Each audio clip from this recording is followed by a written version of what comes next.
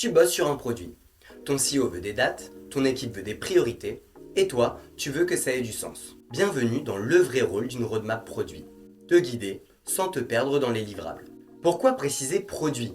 Une feuille de route, c'est une feuille de route, non? Eh bien non, il y a une subtilité importante. Contrairement à un projet qui a un début et une fin avec des contraintes fixes, un produit, c'est une aventure continue guidée par une vision long terme, avec ses aventures et ses péripéties. C'est là que la roadmap produit se distingue. Ce n'est pas un planning rigide, ni une simple liste de fonctionnalités.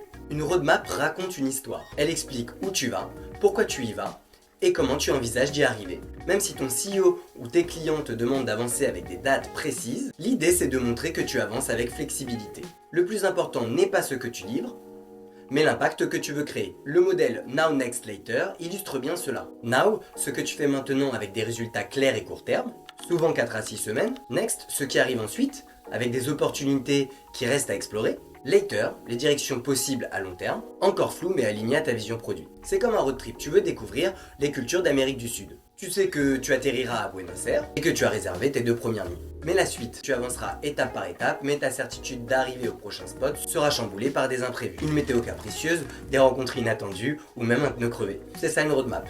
Le pourquoi tu le fais est clair, mais tu laisses de la flexibilité pour t'adapter en chemin. Pour qu'elle soit efficace, ta roadmap doit être vivante. Mets en place des rituels réguliers, mensuels, trimestriels, pour l'ajuster en fonction des feedbacks utilisateurs et des priorités stratégiques. Elle doit s'aligner avec les outcomes. Concentre-toi sur pourquoi tu fais ton produit et pas uniquement sur les livrables. Enfin, elle doit rester simple et être partagée pour que tout le monde, même non technique, puisse la comprendre. Évite les détails inutiles et assure-toi qu'elle soit alignée avec celle des autres équipes. Sales, marketing. Et oui, ton boss aura toujours une urgence à résoudre immédiatement. Mais une roadmap centrée sur l'impact t'aidera à ne pas perdre de vue la direction que tu veux donner à ton produit et à montrer pourquoi certaines priorités font vraiment la différence.